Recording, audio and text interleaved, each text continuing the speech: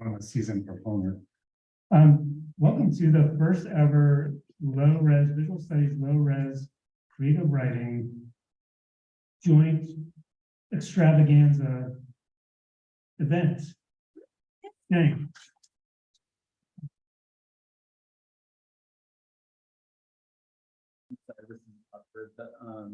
It's hilarious. Did Guest is showing right now.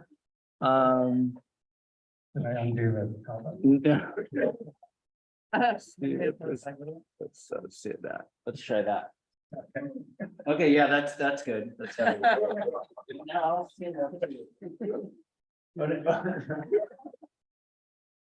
welcome, everybody.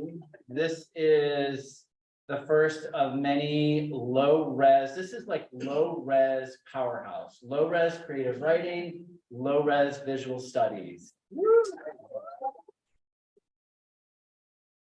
Yeah, we have taken over the building and we're spreading out now. So I'm gonna hand it over to Ryan for the first part. Yeah, I have nothing else to say. Amanda Moran is going to introduce our first speaker, leader, Jane Hannaham. Yeah, I'm sorry, I do have some things to say. So after James reads and gives his talk and takes questions, we're going to take a little break. It'll be a short break. It won't be a long break. It's not a break like, oh, I'll just go grab a drink break. It's a shorter break. Unless your drink's in your purse. Exactly. If your drink is on you or near you, then you're in good shape for that break. And then we'll come back and we'll hear Poupeh Missaghi and Jess Arndt read. So that's the order of things. Hi, everyone. I'm gonna try not using the microphones. I'm also not seasoned. If you stand a little bit closer to it, it's And I very could- hot and thicker. Yes, thank you. James Hannaham is a writer, a visual artist, or both. His novel Delicious Foods won Ken Faulkner Award for Fiction, the Hurston Wright Legacy Award, and was a New York Times notable book. He has shown work at Open Source Gallery, the Center for Emerging Visual Artists, and won Best in Show at Mainstream Arts 2020 exhibit Biblio Spectaculum. In 2021, he released Pilot Imposter, a multi-genre book inspired by a Fernando Pessoa anthology. His third novel, Didn't Nobody Give a Shit What Happened to Carlota, is a Kirkus Best Book of 2022, an LA Times, Gotham, Lambda, Publishing Triangle, and Joyce Carol Oates Prize finalist, and also a New York Times notable book. John Irving Wright in the Times Book Review called it wondrous, and the Financial Times praised its unrelentingly vulgar language. He is a 2023 Guggenheim Fellow. Jane Hannaham.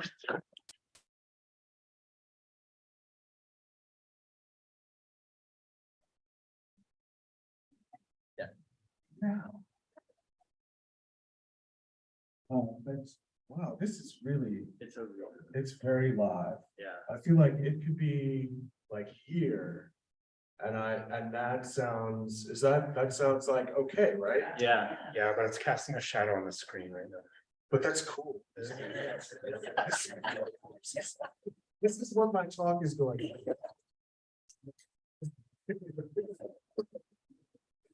Oh, it's not gonna be that difficult. What I thought I would do, since this is, well, first I should say thank you. Thank you to Brian and Jay for inviting me, and thank you to all of you for showing up and being here and reading things. And I feel strangely, well, not even that strangely at home. To be among people who are mixing stuff up in the way that you're mixing stuff up, because that's what I do. There's also a former colleague of mine here tonight who will understand the genesis of this book in a way that some of you might not. Well, I thought that since I feel like you invited me to kind of talk about Pilot Imposter, so Yeah, that's what I brought. And I thought that I would read a little bit from it. and kind of, I forgot to bring the Pessoa anthology on which it's based, but I'll just talk a little bit about how the book came to be. When I was talking, was it? I think it was. I was saying, I forgot your name, but when I was talking to you earlier, I was reminding myself, and partially because Poupeh is here, that I think this book might not have happened if I had not been hired to teach in the brand new MFA program at Pratt in 2014. A gigantic course that we called Crit at the time, that was supposed to be kind of like a symposium in its original conception by Rachel Levitsky and Christian Hawkey. It was supposed to go for 6 hours, and then we were all going to go to dinner afterwards. And you know, there'd be like it was a little bit based on like art crits, and we would talk for like an hour about everybody's work, and you know, we just all get very, the boundaries would evaporate. Of course, when our students showed up, they were like, we have jobs. We can't be here for like 6 hours. So the course has transformed itself on a bunch of different times. But the thing was, co-teaching with people like Christian and Rachel and Laura Elric and Poupeh, and having people come in, who else was like Yumna Chalala and Ellery Washington. I'm thinking the poets mostly though, and having like Patricia Smith come in, and all of these fantastic people, Norbese Phillip, and Erica Doyle, and just all these really wonderful, Erica Hunt, all these wonderful people coming through, was just such a, as we like to say at Brad, generative moment. And I think a variety of things happened at the same time to make me think that it would be a good idea in 2016 to write Pilot Imposter. And the things that converged, aside from, you know, the fact that I'd had all this sort of barrage of influence from my colleagues and my students, was that you know who was elected the you know what of the you know where. And I mean, I remember at the beginning of teaching in the MFA program at Pratt, it was right when Ferguson happened, and just sometimes we would actually just like end class early and go to a protest. And there was just like this fantastic energy around a program that had something to do with activism, although it was always very blurry. Like people, you know, there were the idea that activism was going to be part of what people did as part of the program sort of came and went, and sometimes it made people like question what, you know, the whole program was about, and sometimes people were like, no, we don't really. But I mean, that's in a way sort of perfect for, you know, the relationship between art and activism and writing and activism. It's just, it's a kind of, you know, turmoil, both socially and personally a lot of the time. I like to think of the left as the, you know, in the cartoon when everybody's fighting, there's like several people fighting and there's like a cloud of, and there's like an arm and a leg sticking out, and like, and maybe it moves. That's kind of what I think of when I think of leftist politics. You know, not completely like I'm just a giant dust cloud of fights, but you know, with the potential for movement in some direction. So anyway, right after that happened, the election of 2016, my husband and I were on a trip. My first trip to Africa, actually, because I mean, for years, my father was always trying to to start an import-export business with some African country. Like, you know, one year he was gonna sell metal coffins in Ghana. And because, you know, they, in order to prevent grave robbing, because they bury you with their valuables, they would have these coffins that would be sealed, but people still stole them, you know, almost like, anyway, everything would always fall apart for him. And I always wanted to go with him on one of these trips, but I never did. But finally I had the resources to actually go myself. And my husband and I went. And on the way that we got there included a layover in Lisbon, which we took on the way back. And so whenever I visit a new place, I usually bring a representative work of literature. And in this case, I did a little research and I came up with Fernando Pessoa, who he was doing something very late 20th century, in the very early 20th century, which was he had sort of decided that there weren't enough Portuguese poets. And he decided he was going to sort of create the community that he did not see. And this is, you know, long before people were experimenting with fragmented selves and identity things and, you know, personas and that kind of stuff. And each of his heteronyms, he called them, had a different style. They had different relationships to one another and different relationships to one another's work. They edited one another, they reviewed one another. And there's something like 73, it's always controversial. I think there's like between 70 and 80 something of these heteronyms. Some of them are more prolific and important in his work than others.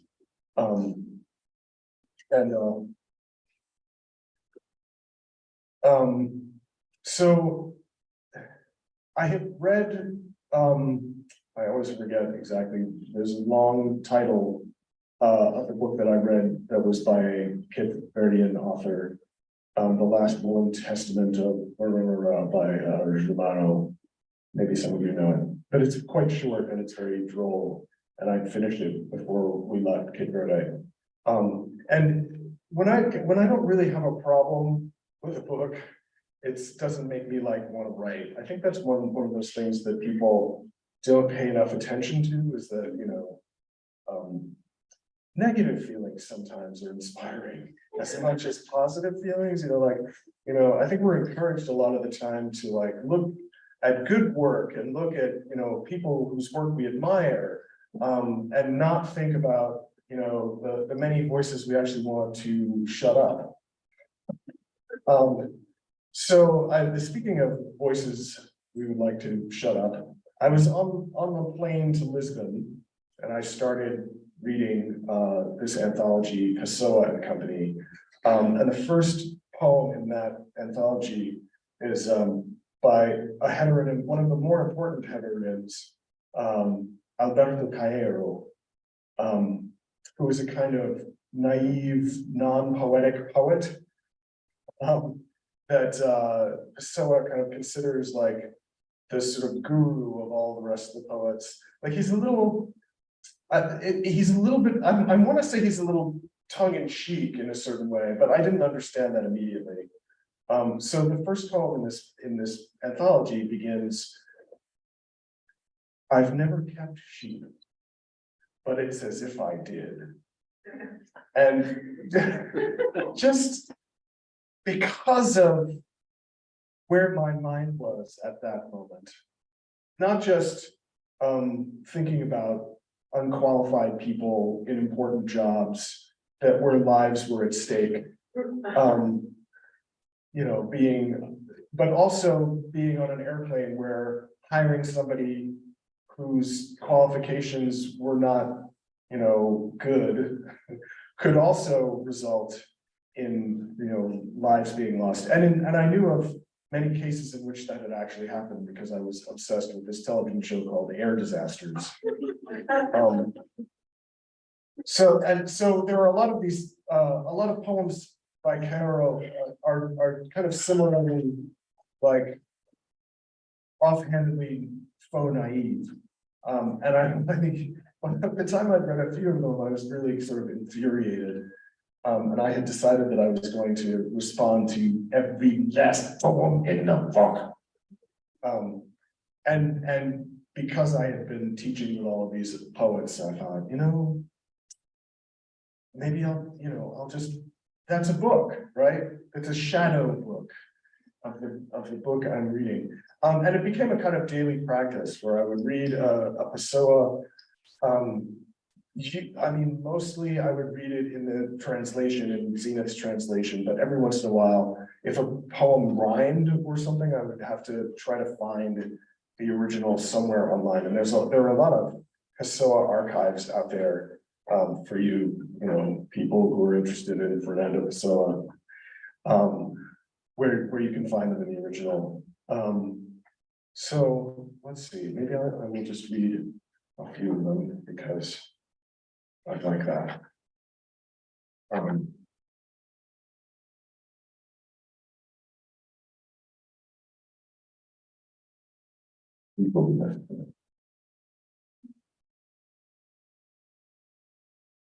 Knife method.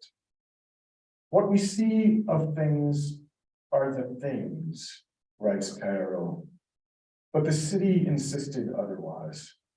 For example, our first night in Lisbon, we found a restaurant that stayed open until 2 a.m., making our first night a morning.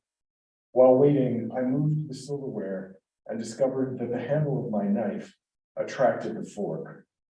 Using the knife, I dragged the fork in a circle on the table. I saw a knife and I saw a magnet. Which thing of the thing did I see?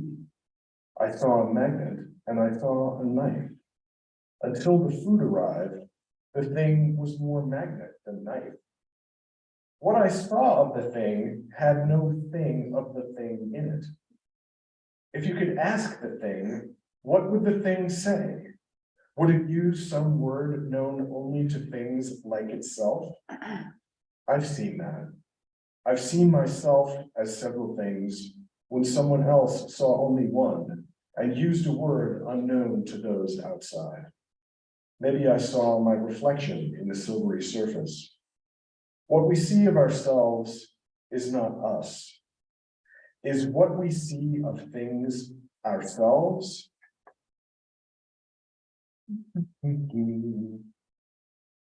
So anyway, the idea of sort of lying on your resume and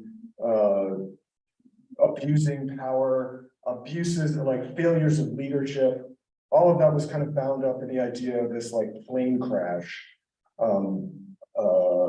thing. I didn't really explain what air disasters is. Does anybody know this show? I feel like there's one other person that I've turned on to the show, so I know there's like 2 people watching. But it's on the Smithsonian Channel. It's kind of like a procedural in that every show is about a different accident. Sometimes it's not a fatal accident. I mean, there are rare cases when it's not about an accident in which there are fatalities, and it's just like you get to see how some pilot, saved the day by doing some crazy thing that, and then gets a big award for it. But usually there's like a lot of fatalities. And the thing that became really fascinating to me about watching it was not just that it's this, big splashy lurid thing, and they have like great CGI recreations of all of the accidents, which they, like a lot of television shows, repeat as many times as they possibly can, so that anybody who's channel surfing will be like, oh my God, I gotta stop, I can't stop, I have to watch that. But because of the way they had to tell the same story in a different way every time the show had a new episode, right? So they had to wrangle information totally differently. Like, sometimes you'd see somebody being interviewed at the beginning of the show and you'd be like, oh, great, people survived. That's wonderful. And then you find out it's the only survivor. Like later in the show. And then, there's a way in which it's a kind of parallel history to a lot of other kinds of history, like, there. And it's strange, that one of the things that I've been noticing lately since writing the book is actually how incredibly safe flying is. There were, I think, only 5 incidents last year that were fatal, where there were airline fatalities. I think that's something like if you get on an airplane, you have a 1 in 11 million chance of dying in a crash at this point. I mean, just because there's so many planes, and you don't really think of that. I feel like people always just think, you feel very vulnerable, and you feel like, oh, this is going to be it. My mother always used to, whenever she flew, before the plane went down the runway, she'd always just say, "It's you and me, Lord." I think that's it. But let's see. I'm gonna read one of the ones that's called, I'll read air disaster. I'm tempted to tell you how this was constructed because there's a lot of true things in this piece. But I'll save that for later. Because if you have questions later, I'll be able to answer them. Air disaster. A plane crashed under mysterious circumstances in a country with a dense, sparsely populated rainforest. None of the passengers or crew survived. Because of the nature of the accident, many parts of the plane had scattered over a wide area, which made this difficult investigation almost impossible. People from nearby villages walked away with parts of the plane they thought might be useful as tools or to trade. The small country did not have a good transportation safety board. They needed to send the many charred parts of the fuselage to the United States for analysis. After getting word to the local populace that they would pay a reward for the flight data recorder and the cockpit voice recorder, and providing pictures of both, officials recovered each of them. The boxes had sustained heavy fire damage. No one knew if they would yield any information. The investigators carefully packed the black boxes, which were orange, into crates and put them on an airplane to Washington, D.C. But the airplane carrying the black boxes disappeared from radar while over the ocean en route to the United States. There followed an extremely time-consuming and costly search and rescue effort for the black boxes on board the second plane, as well as for those from the earlier crash. The search continued for months and cost many millions of dollars. The governments conducting the search ran out of money twice and nearly gave up, but the families of those presumed dead insisted that the search continue and put pressure on the various governments involved. For a while, the press remained fixated on such an unusual story, but gradually, with so few developments, they lost interest. A year and a half into the search, investigators found the wreckage. The plane had sunk so far down that only a robotic submersible could explore the cracked site. Alternatives existed, but their costs became prohibitive. Finally, after 5 years, the technology and budget came within reach, and the investigators recovered both flight data recorders and cockpit voice recorders. Everyone on the reconnaissance boat whooped with joy. That night, on the way back to shore, the boat caught fire and sank, killing all crew members. No one could ever properly investigate any of the mishaps. They all remain completely unexplained at the bottom of the ocean. That's what it's like to have to deal with you.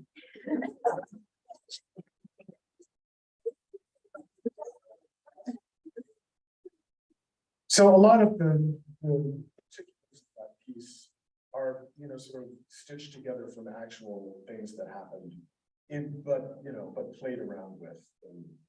So there was a point at which there was a magazine that wanted to publish a few of the pieces from this book, but they had a very strict sort of thing about genre, like they had to put everything that they published into a genre. And I hadn't thought about it at all. So I was like, nonfiction? So I think that wound up being a nonfiction piece, even though it's, you know, sort of nonfiction exploded into a kind of fiction. Individually non-fictional, but collectively fictional.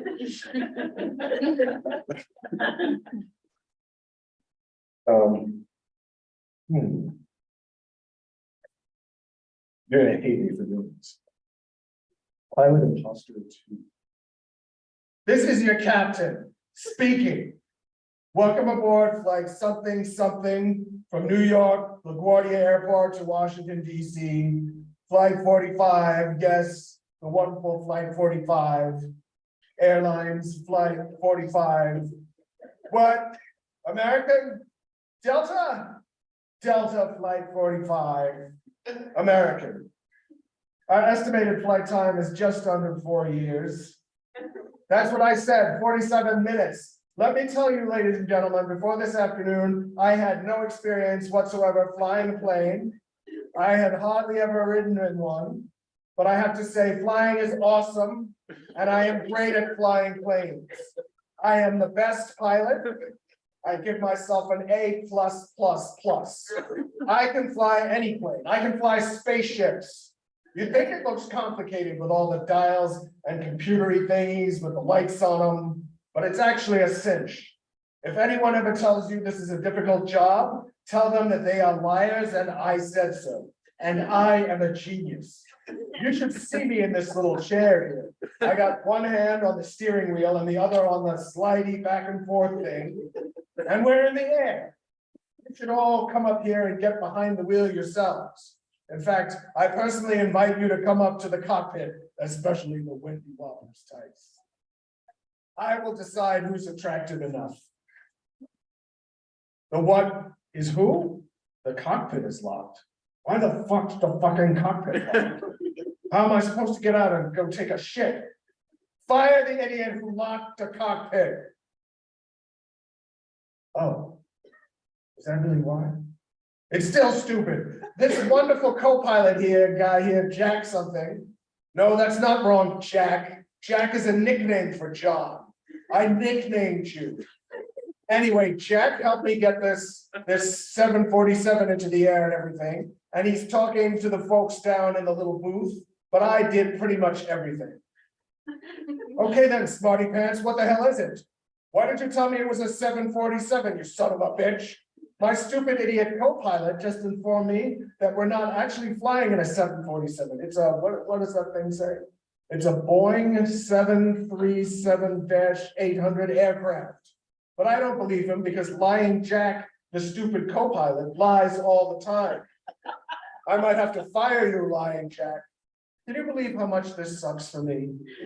How much I have to go through to keep him from killing you all in a gigantic fiery plane crash into that oil refinery down there?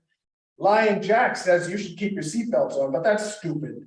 Don't wear them. Nobody can tell you what to do. Our beautiful 747 luxury jet will be crashing at an altitude of something 10,000 miles, speed 30,000. I said cruising. You're fired. What do you mean? Who has control? Me. I have control. I have the best control. Going down? I'm not going down. You're going down. That's who's going down, not me.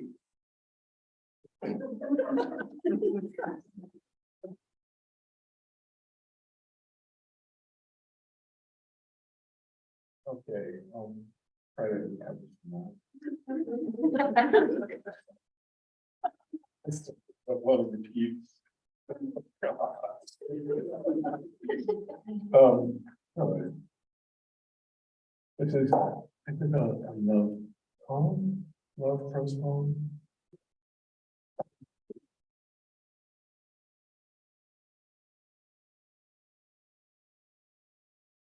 For my very practical. Love song of the pragmatist. Let us go together, my love, hand in hand until we need our metro cards, down to the old estate lawyer, and speak to her of what shall become of our possessions once our moral coils cool down. Let us promise unto one another those material goods that in life we shared, such that neither my demise nor yours should become a logistical maelstrom inside an emotional tsunami. Let neither legal paper shuffling nor squabbling of relatives turbocharge anyone's greed. While we live, let us enjoy the tax benefits of matrimony. Let not our elixir of love require a copay. Give to me, my dear, if you must, an inexpensive yet meaningful piece of jewelry, ideally handed down, nothing flashy, okay? Let not this symbol stand for our eternal love, since it's just a fucking symbol, and never should we pretend that our love demands a material counterpart. Our love is itself. It belongs to us, and we should give not a shit who else can see it, as long as we feel it evermore. Please don't hire a band, just play the song on your smartphone or something, and pick a flower from a public park.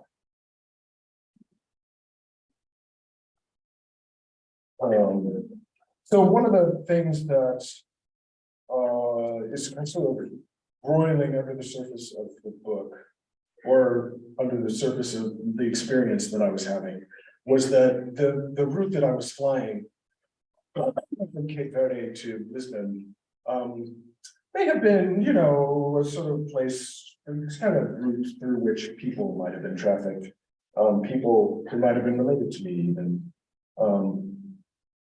Let's see, I'm trying to find a piece that has something to do with it's a word.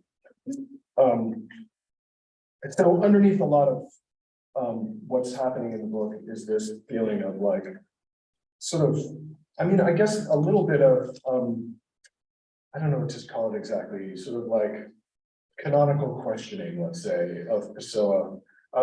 Partly because, you know, he didn't publish very much during his life. And the one book that he did publish was like approved by the Estado Novo, which was the dictatorship in Portugal, which is not really the greatest kind of feather in your cap. And that book is actually about a lot of there's sort of these unself-conscious paeans to explorers, which, I mean, come on, we don't do that anymore. So this is Age of Discovery.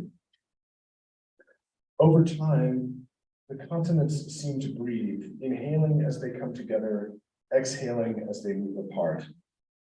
In the age of European exploration, explorers did not visit many uninhabited places. Nobody discovered much of anything. They walked into a furnished apartment during a party and said, "Mine. Get out of my apartment. Work for me at pitifully low wages, if any, or die." They discovered only a few small islands. Great is the power to ignore another. Portugal was one of the last locations in continental Europe to be populated by modern humans. Morocco is home to the oldest human remains on record, some 300,000 years old. And yet, at their closest points, Morocco and Portugal lie only 50 miles apart. The Lapedo child is perhaps the oldest remnant of Homo sapiens in Portugal. It dates from only 25,000 years ago. He is thought to have had one Homo neanderthalensis parent and one Homo sapiens parent, a mixed race child, the mixed race child of two homos. Homo sapiens not only interbred with Neanderthals in Eurasia, they also had sex with several species of our ancestors across the African continent, and they did it often. That's a quote from somewhere. In 2017, João found a 400,000-year-old fossilized Neanderthal skull in Portugal. Some parts of the planet have always been underwater. The oceans may have come from an underground reservoir 3 times the size of the oceans. Let's see what else we have in this book. One of the things I did was write actual poems, some of which made it into the book. What did I do now?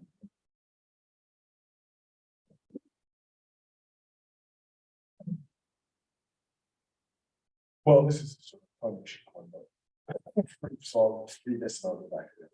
So would that be worse than the reverse?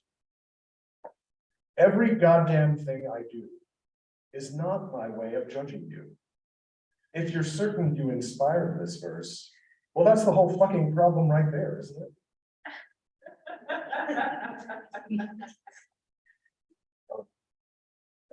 This one is called Dear White Woman I Nearly Hit With My Car This Morning.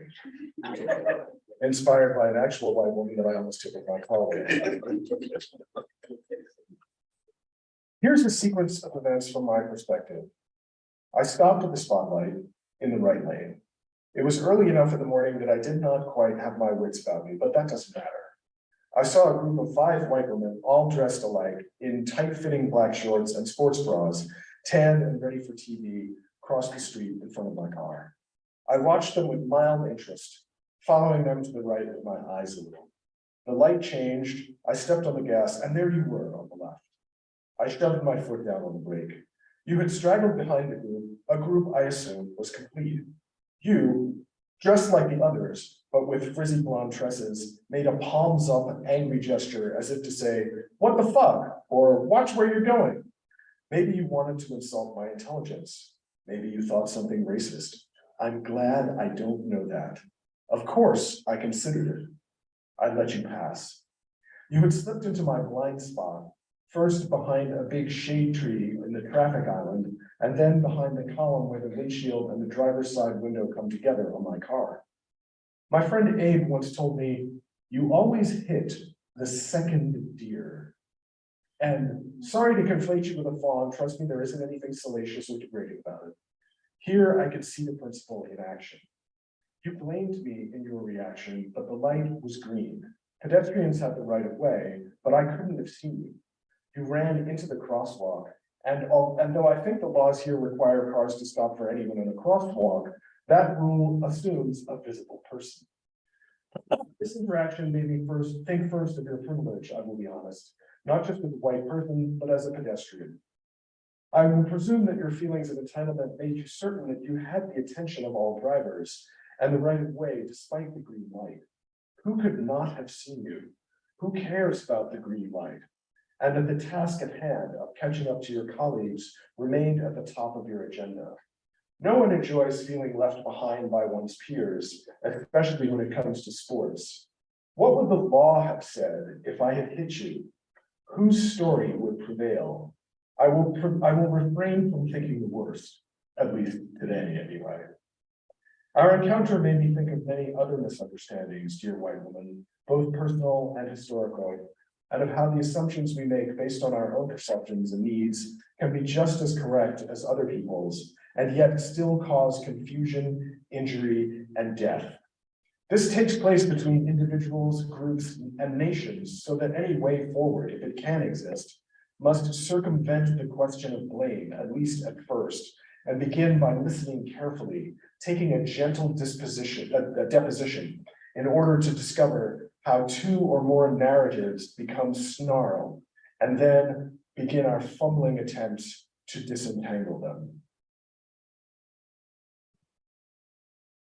I'm gradually making my way through the book. And I guess when I'm sort of done, here's one.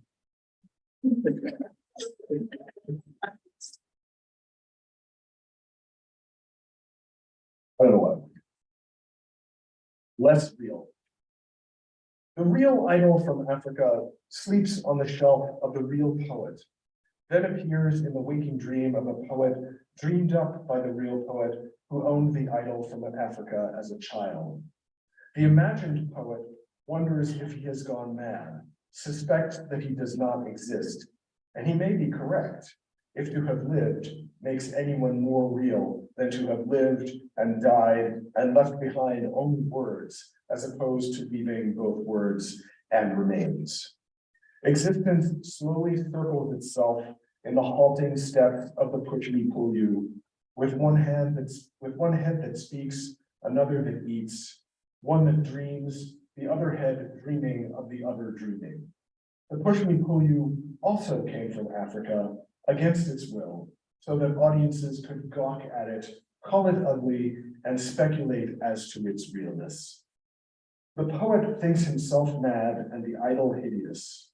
The idol thinks himself normal and the poet's thoughts grotesque, especially when he cannot tell them from his own thoughts about himself. Like Cudjoe Lewis or Otabenga, the idol dreams of returning to Africa, but cannot afford the passage back. No one will pay for his trip, nor can he conceive of making such a request, because he knows they will meet it with derision and denial. But dream he must. He sleeps because he is depressed, because real and imaginary people insult him one minute and in the next covet his primitive mojo. Is anything less real, he wonders, than reality? And that's based on a poem. There's a lot of reference to this one poem called This Old Anguish by a Hebrew called Alejandro de Acosta. I wish I had that with me. Actually, when I read some of the first time I ever read some of this stuff, I had found just kind of miraculously a Portuguese-speaking person in upstate New York who read the original, and then I would read the translation and then my response. Sorry, I can't replicate that for you here, but just try to.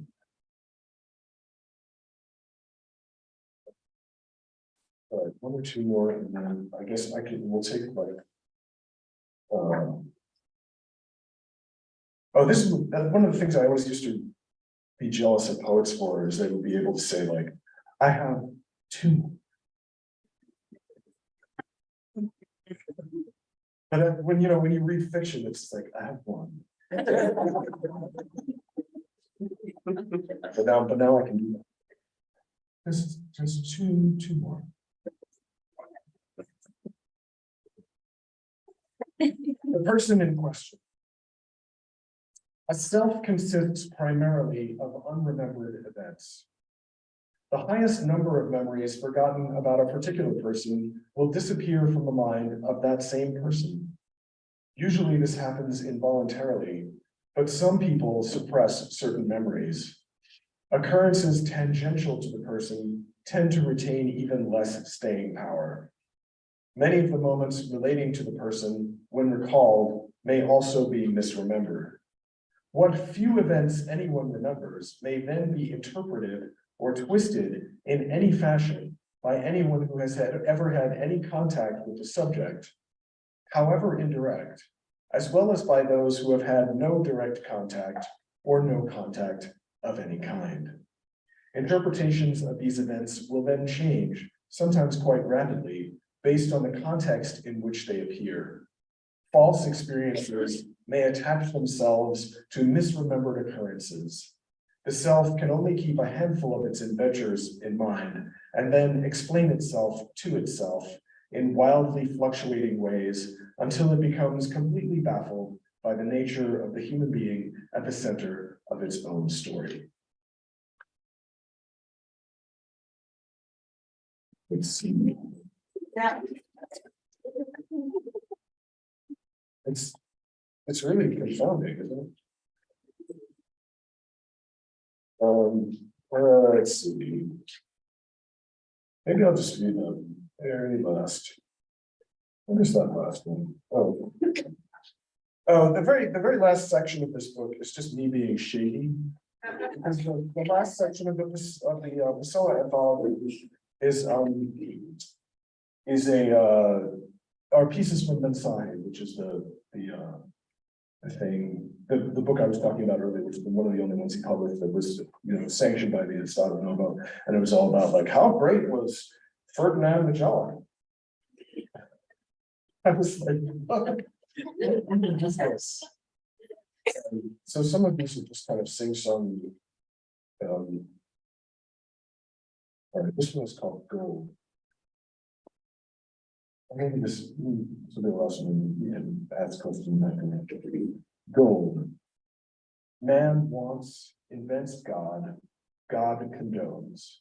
Good God, Prince Henry put God in L and struck gold. For the love of gold, go to L. And you too, Fernando, finally yourself, but not yourself, praising in various iambs the men who taught Europe it could discover people. Published at last, once. The sea belongs to those with the best weapons. If they say God said it, so shut up. Believe. The Lord is my crowbar. The world is a treasure chest filled with posthumous papers. Nothing's Portuguese anymore. Not Macau, not even Portugal. The sea spoke back. Snap, snap, snap. The legend said that gold coins fell from African skulls when struck at a certain precise angle. So many brained, so sloppily, and gold found elsewhere. Well, few stop at that muddy village called Truth.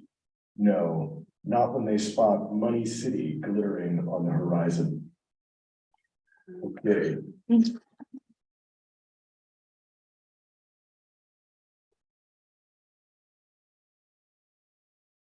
Well, I forgot that I was actually going to sort of describe how I went from this book to a project that was much more about visual art, even though the book has like lots of sort of photographs and stuff in it. I'll try to do it really quickly. Because we did set all this off before, right? Right, we're like, what about all the setup we did with the thing? Yeah, we can do it.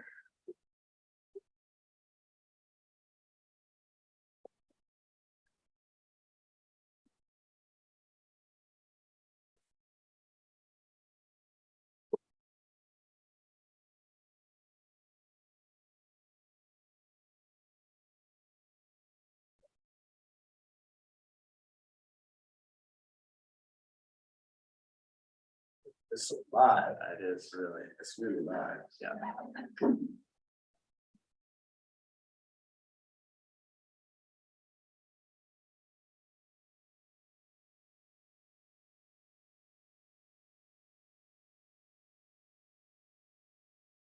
I feel how whenever anybody does presentation like this, you can always see them. All the time. All the time before the slides. So one of the things that happened was that I was using a lot of images that I just kind of grabbed from the internet when I was writing this book. As I had a whole system where, because I was basically shadowing the anthology, I wanted to keep everything in the same order. But I also wanted to remove things. So I made a rule that whenever I removed something, I would replace it with an image of some type. And I think, I'm not sure how strictly I adhere to this, but like each sort of category of image corresponds to a different level of editing. So like, if there are a few images that are like hoax images, like there's the one of the guy who appears to be taking a selfie out of the window of the cockpit.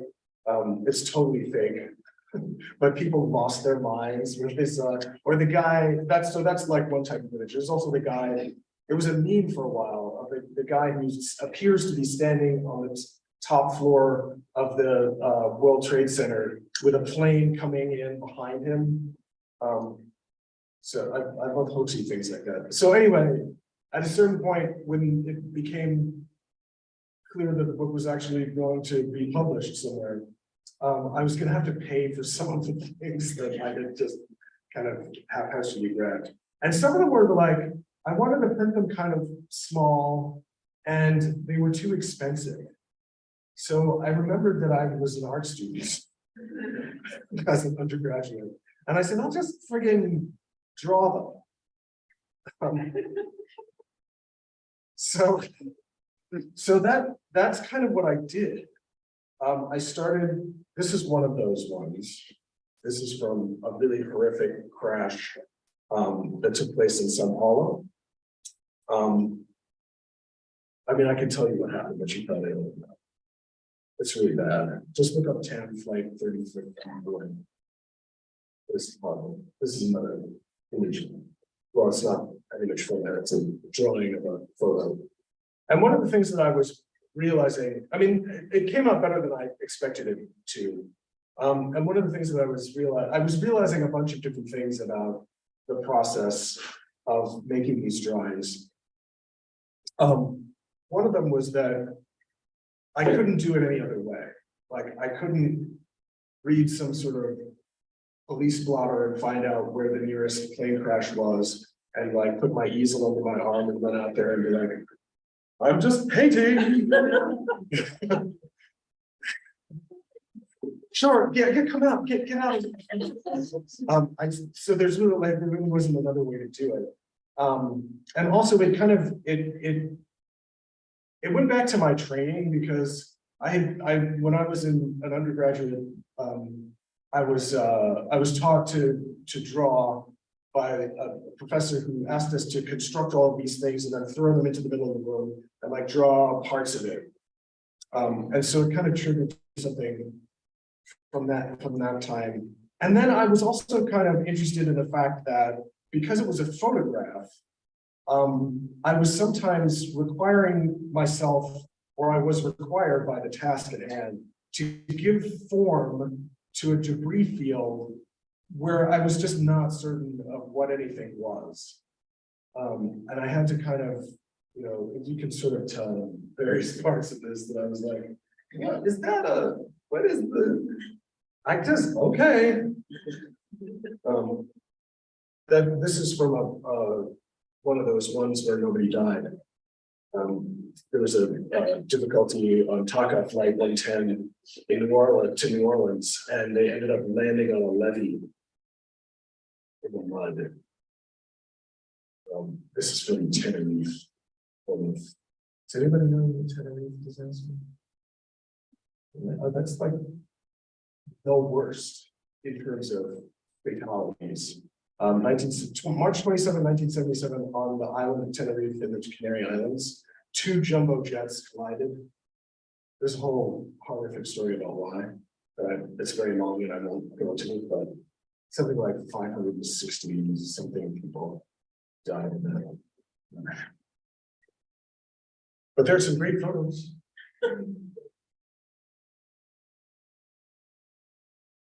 And then, I think, wait, okay, so this was the last one that's actually in the book. And I'm trying to remember exactly at what point. So I had started doing this and it was going fairly well, and then my mother-in-law suddenly died. She had a massive stroke and was in a coma for a few weeks. No, excuse me, like 9 days. And I realized that I was this was sort of emotionally where I was, you know, drawing pictures of disasters. So I was like, well, let me just keep going with this. And it turned into a fairly long series of, I guess, I'll let you work a little bit. This is Tenerife still. I had this, in my studio, I'd had this water-soluble graphite sitting around in my studio for years before I thought, well, I should try using that. And it's just, I just love it. It's so beautiful and it makes these drawings just really, like, it does smoke really well. That's American Airlines 191. So is this. It's Tenerife again. I thought at a certain point that I would try to connect my mother-in-law's death with some of these a little more directly. This crash happened the day before she had the stroke. So I was kind of looking around for, but it just turned out like that was not, there wasn't enough material there. Sadly, I mean, not sadly, no, not sadly. Probably it's a good thing that there wasn't enough material there. Just more to read. There's some really great pictures for some reason. There's a certain point at which I decided I had been I've been doing these drawings sort of 8 by 10-ish with a light box actually behind it so that I could sort of get the relationships and then like, you know, play around with them. But I decided I wanted to work on a larger scale at a certain point. So I thought, let me just like blow it up, but have each of the 8 by 10 things be part of a larger thing, which I realized at a certain point kind of echoes what they do when a plane crashes and they have to reconstruct it. They build a kind of framework and then they paste all the little pieces back onto the frame. So I went out and bought some rebar. That's about 3 feet by 6 feet, I guess. But the rebar is larger. And this was a crash in New Zealand. And a lot of the decision I make about which one to is about the composition of the photograph and not really so much about the disaster itself. And this was one where the crash happened. This is actually the same crash, but earlier. It happened in a sort of like foggy, wet, grassy, like farmland area of New Zealand, not far from like sheep. I mean, nothing is far from sheep in New Zealand. But it was so muddy that they couldn't launch an investigation, and they had to get a helicopter, and they strung like a wire through the entire fuselage, and you can't see it. There's a helicopter like above where you can see in the shot, and they moved it to like a hangar thing. That's a sort of small Aero Mexico Flight 110.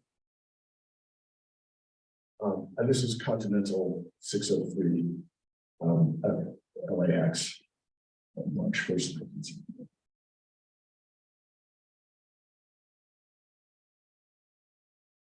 It developed into something a little less grim. But I'll stop there.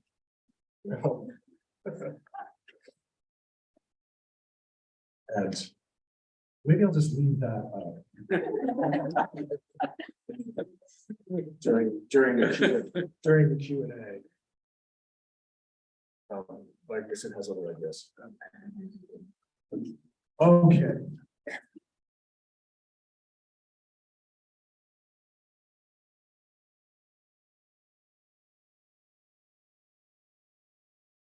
So, still a little. Okay, that's probably better.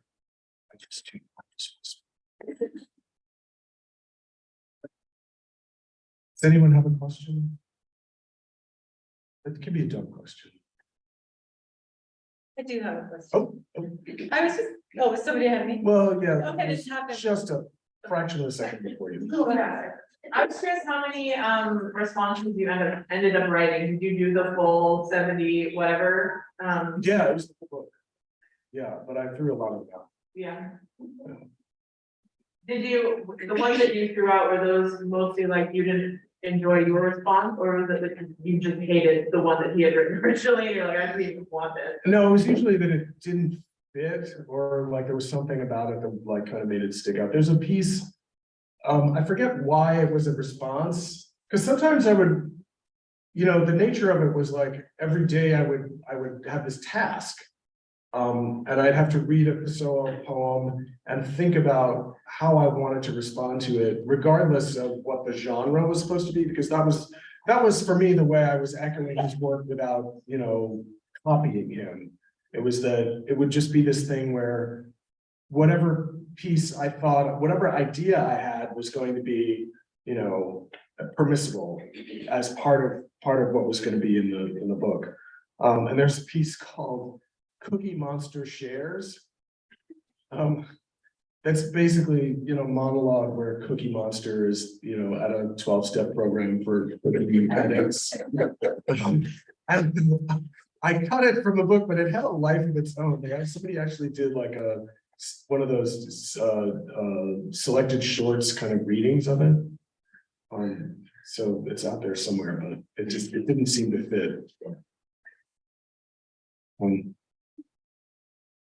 I'm Yeah. just so curious about if there's like a specific origin about because the crashes are so deeply like destructive. Like, is there an origin to that, or did you just fall upon that? Was just something you fell into, that interest and that kind of that exploration, or was there a point? Was there a point? Well, I mean, I guess it's something I've always been fascinated by for various reasons. But I knew some people who were on the Swissair flight 111 that crashed in the North Atlantic. But I don't think my fascination started there. But I mean, that's part of what's, I think, behind some of it, but I wouldn't credit it with being like, oh, that was the moment when X started. I think it was already like, I was already always thinking, it's just interesting the way that despite how safe air travel is, it always makes me anyway think of mortality. It always makes me think, everybody thinks like, oh, the plane's gonna crash. Like, oh no, there's turbulence. Oh, the plane's gonna crash, I'm gonna die. But I mean, and even more recently, I've been thinking like, beyond the security gate is maybe one of the safest places you can be in America now. Because like everybody's checked their guns. So you're safe. Maybe the plane will crash, but you won't be shot to death randomly. Yes. Pessoa seems like such a confounding muse to me, and I wonder how your relationship to him changed, or him and his many heteronyms changed from the moment of like placing that constraint to being done with the book, where you're just like, I fucking hate this guy, or is it just complex? Did everybody hear that?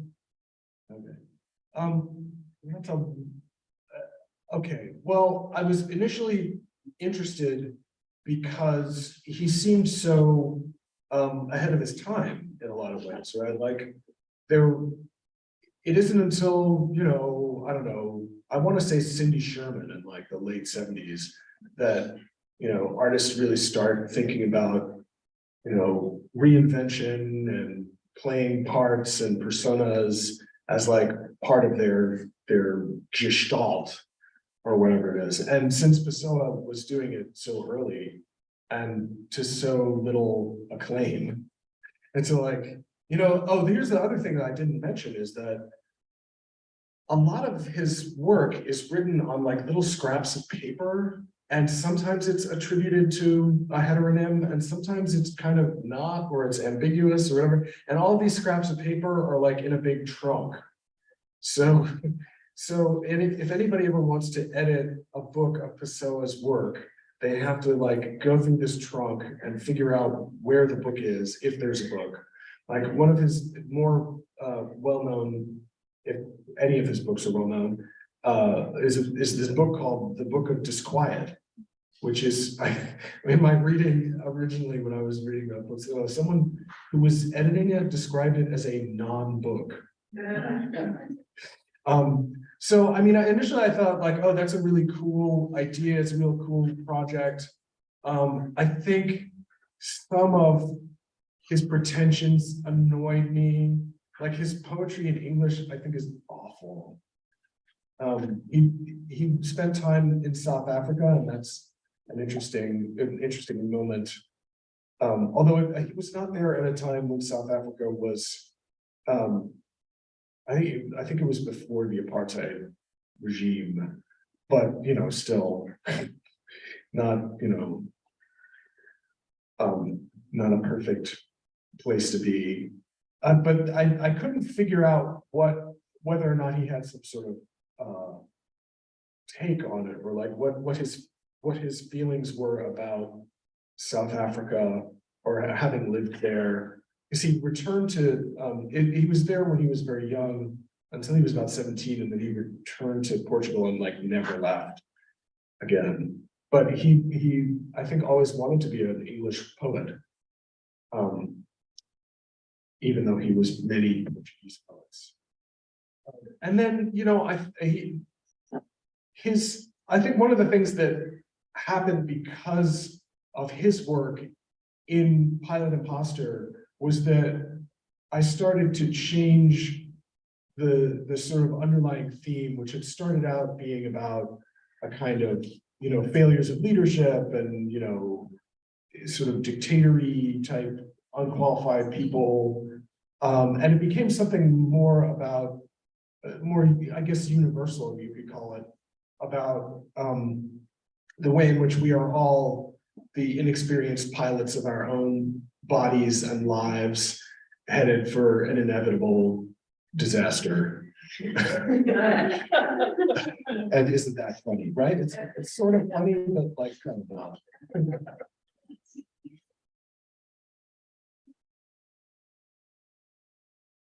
Just want to follow up on that, because to me personally, hearing you read out loud, especially that matter a lot, is really powerful.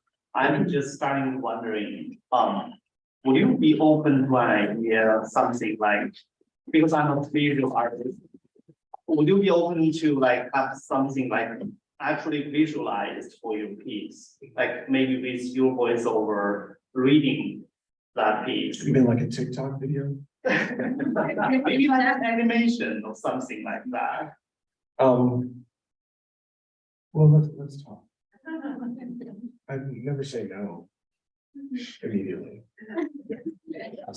Sometimes later. Or slowly.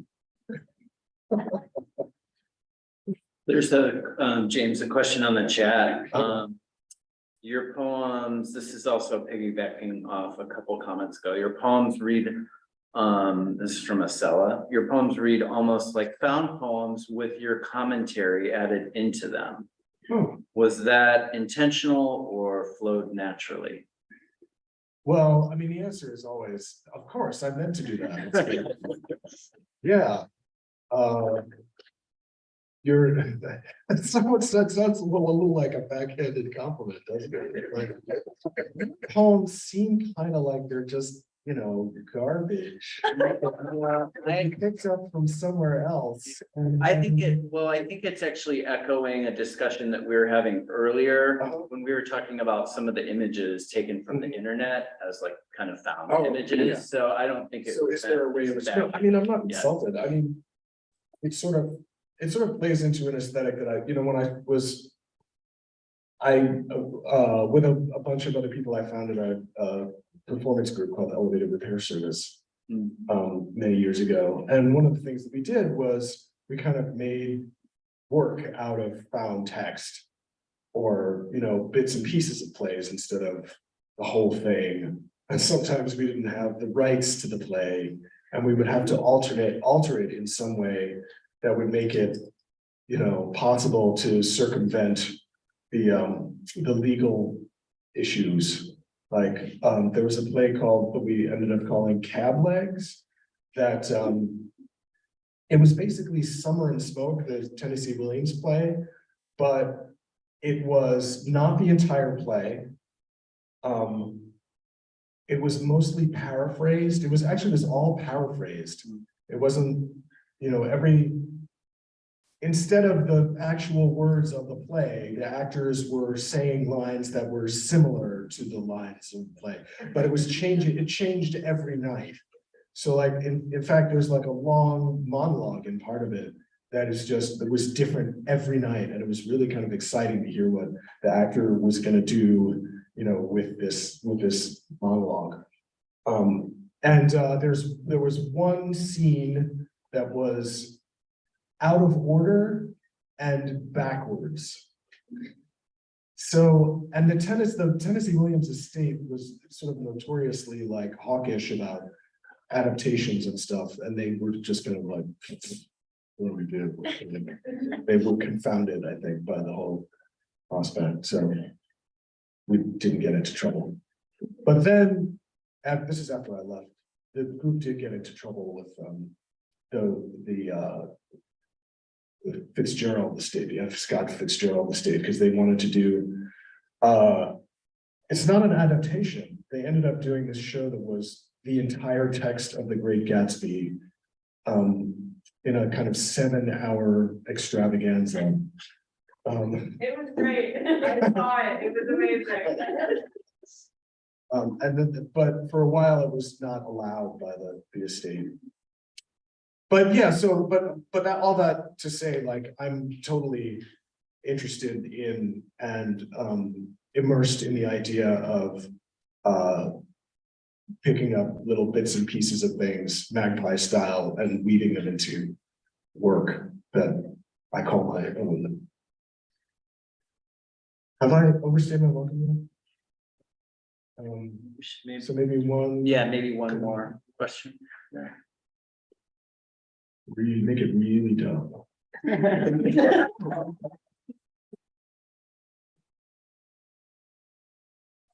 I have a question from our discussion from earlier, but there's a specific poem that I think is called "How Can You Look Without Thinking?" Oh, right. Yeah. And we were just wondering what that would sound like read aloud.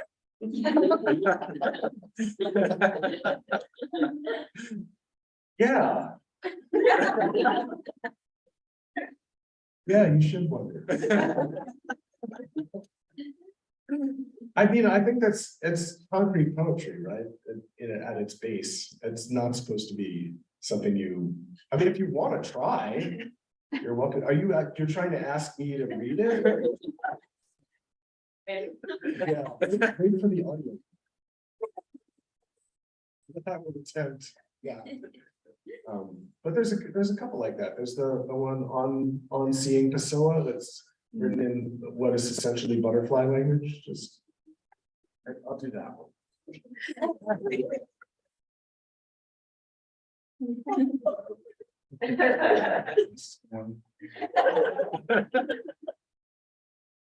Pessoa-esque.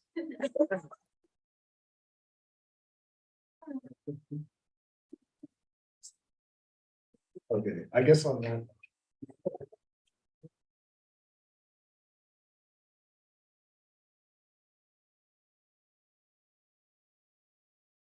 Quick 10-minute break and we'll be back with more readers. Yeah. So this is a low residency creative writing thing. It's 7:21. So we'll be back around 7:30, 31. So. Your lights are off. What's that? Your lights are Oh, my gosh.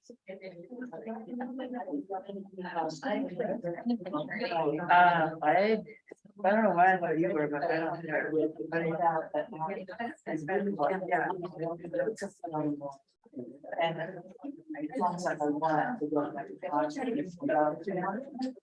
That's something that. Good, I'm fine. That's a friend. You don't have to. It's like, yeah, that's you. Talking about. Yeah, I know. We don't have I mean, you're quite, you're here long. Even if they don't know how hard it is. You're like, you're really having. We're mellow. We're checking mellow. Oh, okay.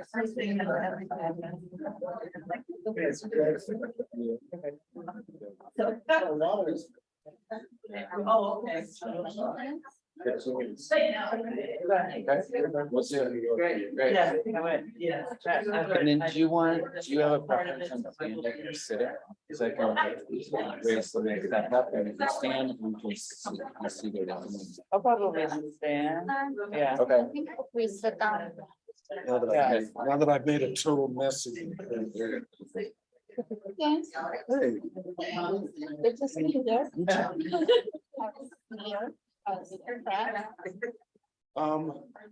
It seems so far away now. Yeah, everything is, I mean. It's great, generally, but things are changing. Well, she's not quite yet. I think when we get back, she'll be fine. But Claire is stepping in, she's doing it. It was like the only good news.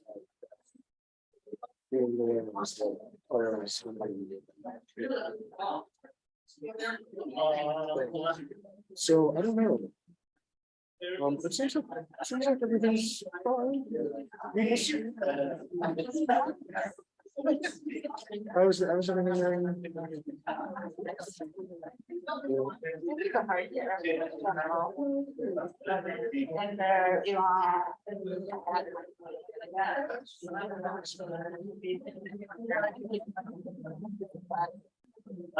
Did you go to one?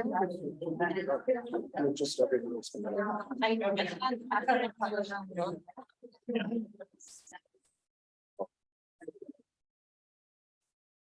Yeah. Small. Trying to find a bag.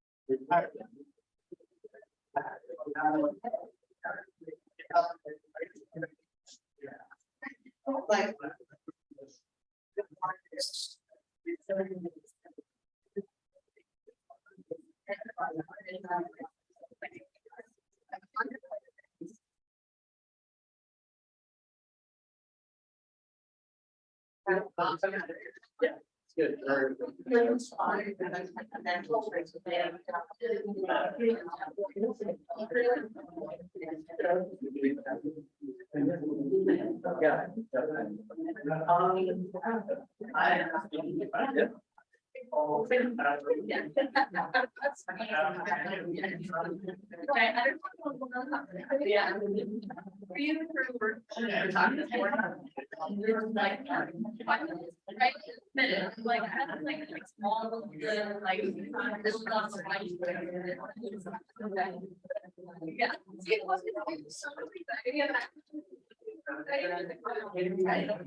Like later stuff, they want to set it out.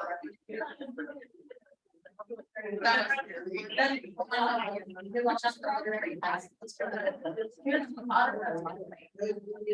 she had right for.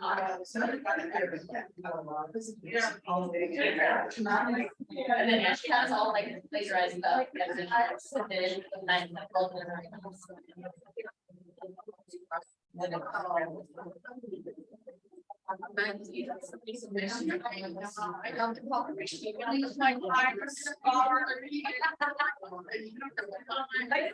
All of them, one of them gets published, like somebody that comes out today about a published thing, and then no one will know.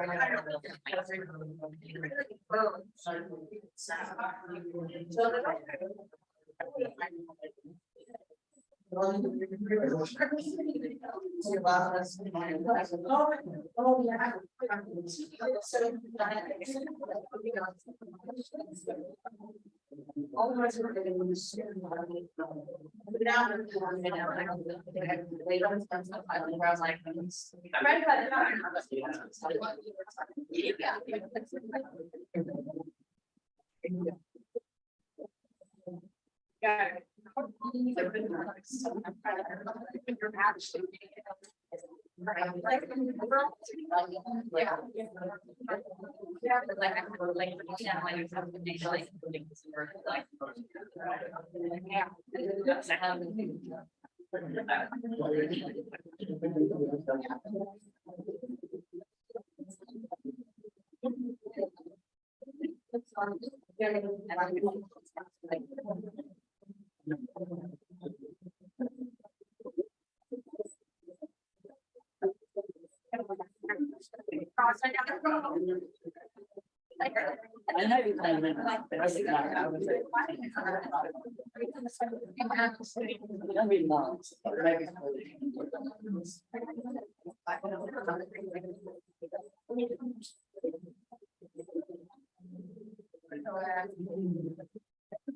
Also, I'm reading your news, that's why I don't, no. It won't be, it won't be.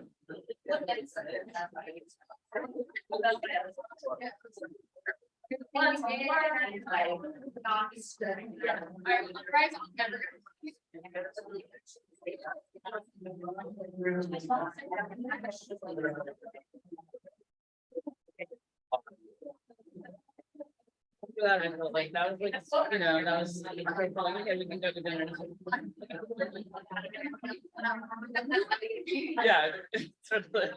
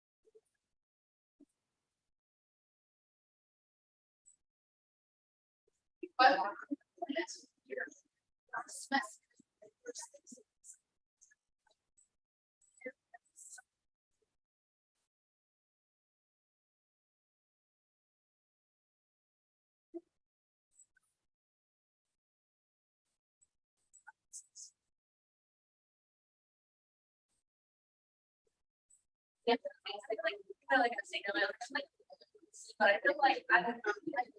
Yeah.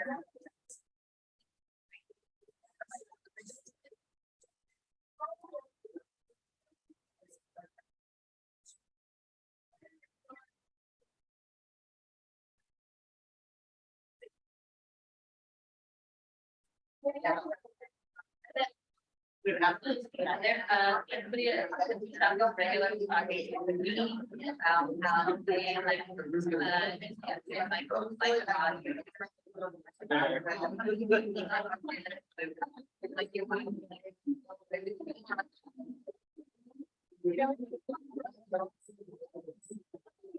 like, having to speak. So that's like, noted, it's like, yeah, that energy, like, yeah, that energy, where it's like, hey, like, it's like, I think you are, whatever, like, I can not saying. Still remember being in this.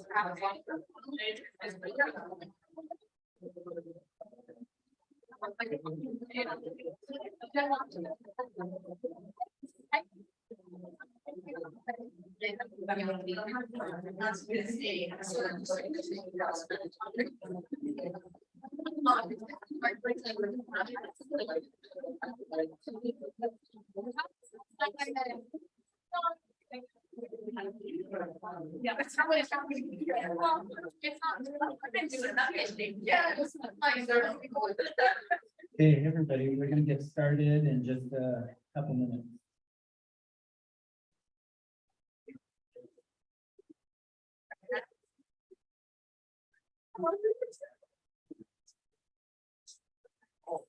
So you waited to go on bench experience a second. Side of the bed, what is that?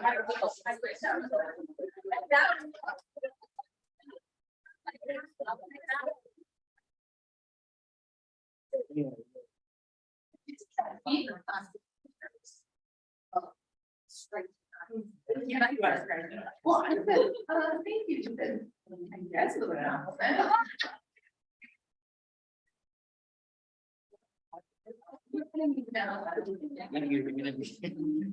I'm gonna also.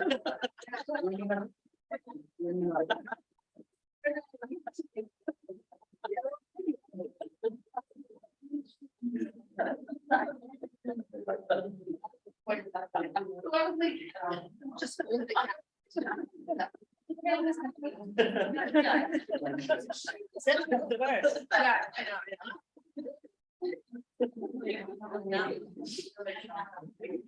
You know what?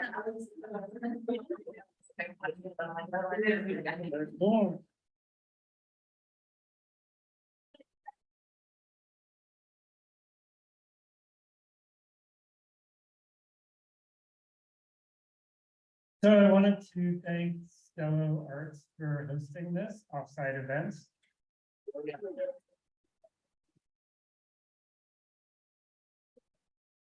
And thank you, B, for supporting this as well. It's nice to be offsite, but like close enough that you can run back and print something.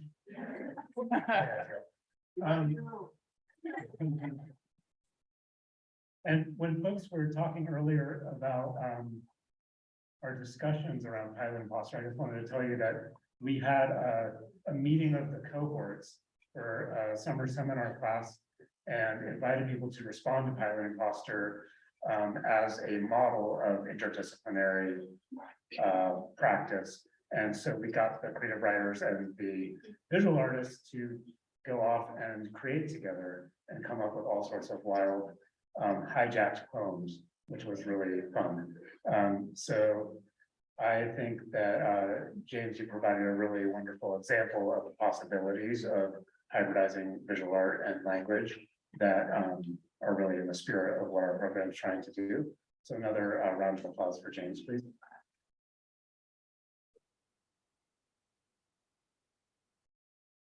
At the end of your book, you also testify to the power of horizontal pedagogy, saying you got a de facto poetry MFA. And that's been a real perk of my job, is getting to work alongside Jay in the creative writing cohort and get to learn about amazing new writers like our other readers this evening. Thanks, Ryan. So we have every residency, we kind of have our night out on the town, and this is, we leave the building, and this is our night out on the town. We walked about 100 yards for our night out. And I'd like to echo Ryan's thanks to Stello. And check out Katie Hannigan, the book artist and poet, has kind of started a beautiful print library back here. So if you have some time to check that out. So tonight, the introductions, our remaining introductions will be done by the Hallie Ford School of Graduate Studies Writing Fellow, Edie Guy.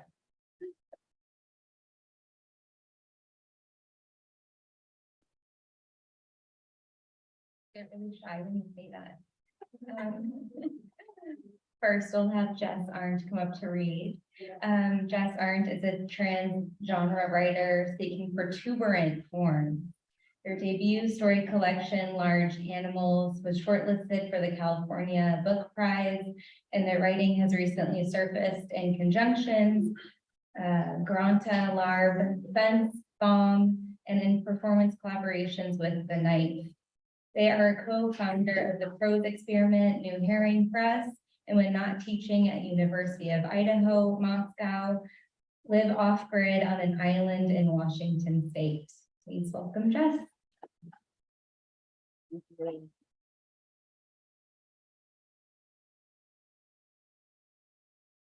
Thank you so much. I'm so excited to be here. James, that was great. Thank you. I was thinking as you were presenting and reading, I have a 6-year-old who's obsessed with plane crashes to the detriment of like all of us who try to put him to bed at night. And I kept thinking, I'm so glad he's not here. And also like, I can't wait to tell him.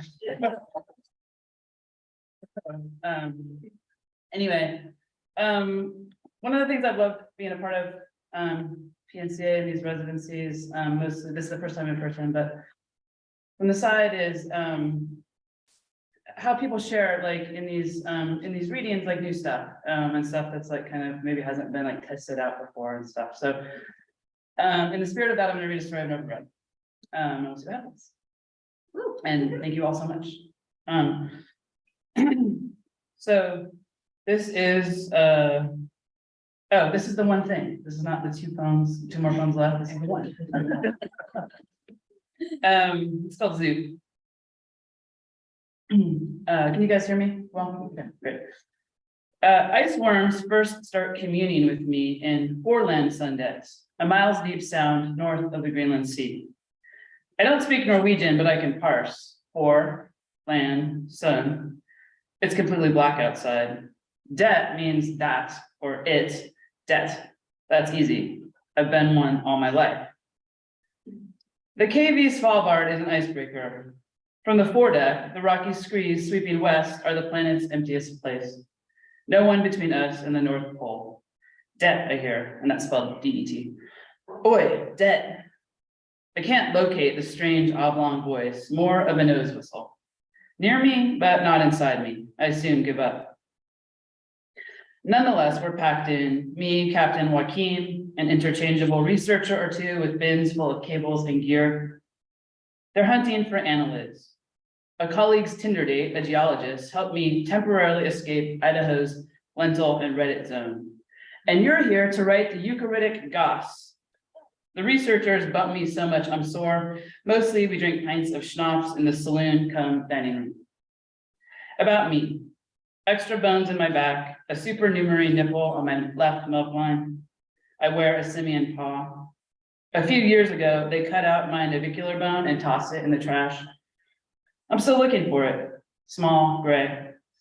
I'm a specialist at the largely defunct, but still somehow funded Northern Idaho Somatic Institute, NISI. I'd say more, but I've completely forgotten how to make anything up. I learned my role quickly, studying around the lopsided Arctic clock. And then the Latin name, which I can't pronounce because I've never read it out loud before, of the worms, so far only found in the glaciers of North America, are the Earth's largest in-ice organisms. I keep going, but drift. Search engines say men are 60% water, women less. This obsession with dividing means close to diddly, but it happens when Googling. Now that I'm injecting hormones, have I upped my water content? If Captain Joaquin tells me I look particularly dewy today, is that confirmation? Hashtag more mask. We plow on, glacier to glacier, creeping northward. After 4-lane sundet, we lose internet signal completely except on the Sun Air 9000 series HF. But the researchers don't care what, only if I'm writing. In the alluvial method, I pull back into the sentence before the blank and then froth over the top like a little log, desperately hoping something small more might come. I'm a log, but I'm also a river running over what I already made. I'm doing it now. I shouldn't be telling you this, but the alluvial method is the thing that gets left, or as Ginsburg described it, you betray your final thought. Here I am, caught mid-gesture. Writing, besides trying to orgasm, eating, breathing, is obviously the most embarrassing act. North Idaho night, hailing instead of snow, big, slashy, wet. Climate, am I right? Plus, hydrologists just found out there's a whole lot less water in the glaciers, thus the world, than they thought. Hold the signal, I said. I'd like to call the clairvoyant. Less water is a problem, I asked. Oh yeah, she said, yeah. I entered the Moscow climbing gym and stood there without touching the wall, waiting for a sign. I flexed a bit. The regular climbers moved around me, size 11 shoes, sloppy socks, masked, murked glasses. They probably smelled that I'm terrified of heights. At NISI, time rolled over me in suffocating waves, the dense and chemi grain mounds, the occasional molar fogs. Somehow, I'd insisted on being here at all costs. I stood silo still in front of the mirror again and again. I was changing, wasn't I? Anyway, silo wasn't neutral. Just look at the one downtown. Mammoth and metal, and you couldn't get in or out. Crib notes from our uncoupling. If anything was missing from my interior, I was party to my own depredation. We'd been silos, he said. Walking back to my car, I pressed my unused biceps. Springier? Ice climbing experience necessary, the not so red carpet invitation email announced. I had erased the rest of my inbox. Hail grew on the ground rapidly like hair. Later, alone in my granny unit on Lincoln, I signed into buttmagazine.com, continued to the archive. Yes, I am over 18. When asked goals, dreams, a butthead from Glendale, California lists having intercourse with the snow in winter as his number one. I'd been talking to the clairvoyant a lot. She said, listen up, my guides are pelting me in the head with snowballs. Also, there's an ugly rooster 3 inches below my pelvic bone with wattles on his face. I can converse with him if I want. I don't know how. I guess he's my genital line, my rebuttal, nude fart, nude smack, an Asse Berg poem. On KV Svalbard, October drains toward December. Tuna Green, these are glaciers. Bloomstrad Green, Kongsvagen. We try them all. Captain Joachim is restless, has pals to get back to in Copenhagen. He stands at the bridge, spouting into the Sun Air 9000 series HF, then whapping at us through the plate glass windshields with his can of wintergreen snooze. Emotionally, we need a win. The surface scrapings reveal squat, at least read spore. When I look up at the size of Grampian Ridge, my aortic organs ache. I can't eat any more hot dog soup, I say. New idea, lace to the glacier with crampons and ropes like usual, then shallow core for worms by worrying chipmunk drills into its bluish mottled face. Iceworm trivia from tonight's cod steak dinner. They live precariously near their thermal threshold. 5 degrees colder, they die. Touch them, they melt. No one answers my very basic questions. Do they talk? How do they get busy? Trivia ends when I knock my beer stein on the already wet floor. It's been nighttime since lunch. Everyone takes the chance to step out for a wild pee. Fine, I'll squat. And I'm wondering, is that researcher squatting near me? They're round shaped, semi-bare and semi-inviting. Are they sort of waving their knees, trying to tell me something? Our pee freezes up in a clump. This is an example of the alluvial method not working, I said. Back in the saloon, I pass around napkins and lead us in a round of NISI-approved non-dominant handwriting. Captain Joachim has an immediate breakthrough, tears scampering down his face. Copenhagen, he says. I'm hot, then I'm cold. I'm near my thermal limit, I must be. The researcher with the beard has one butt cheek on my lap. In Idaho, a talented trainee of mine wrote an invisibility ritual. They wanted to go to McDonald's in drag as if it was 100% no thing. The ritual went like this: say you're invisible. My non-dominant side has entirely clammed up. The sun rises later than ever, well past 10 a.m. I stage an uprising on deck. I yell some things, maybe down with drills, maybe touch makes mush, maybe ice worms unite. As they lower the zodiac into the ice flow, the researchers tell me their work is important for climate politics. That glaciers and I aren't linked. That glaciers don't have, as I have on more than one occasion claimed, an ionic charge. They find the worms, zoop, everybody wins. Then what am I feeling, I say, about your big hot hands? Does zoop mean melted worm? Doesn't anybody know? I stay on board in my berth/coffin, reading about internal deformation with my headlamp. It mostly goes over my head, except the description in quotes, parallel planes of crumpling, caused when ice crystals under pressure slide over each other. I begin a hasty journal and cramped script, right? Heathcliff, it's me, I'm Kathy, I've come home. I'm so cold, let me in your window. Heathcliff, it's me, I'm Kathy, I've come home. I'm so cold, let me in your window. Through my porthole, I hear the chipmunk drills zuzzing across the fjord. At last night's end, it wasn't one, but both researchers. Knock, knock, they said. Not so sure, I said. We're entering, they said, and flopped torsos first onto my minuscule bunk.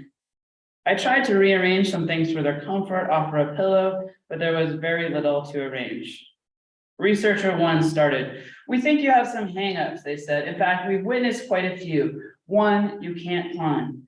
Two, and this is clear as day. When I was squatting up there, anyone would have known I was wanting you to flirt at least a little bit, maybe push open my thighs and look.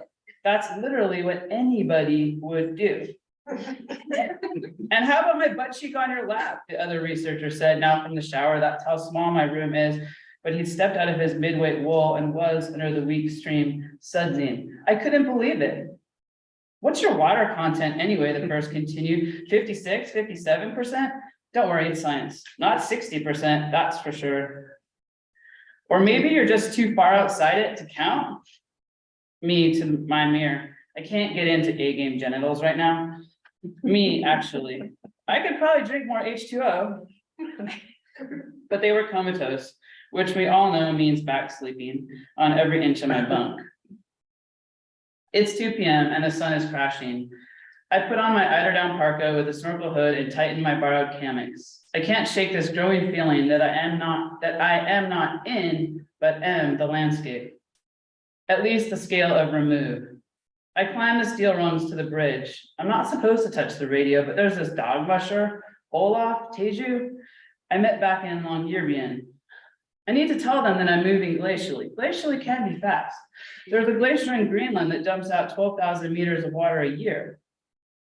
Another thing I would say, yes, we got slushy on the rug during so-and-so's post-blog shots at Svalbard slideshow of this charismatic megafauna almost ate me. No, this one.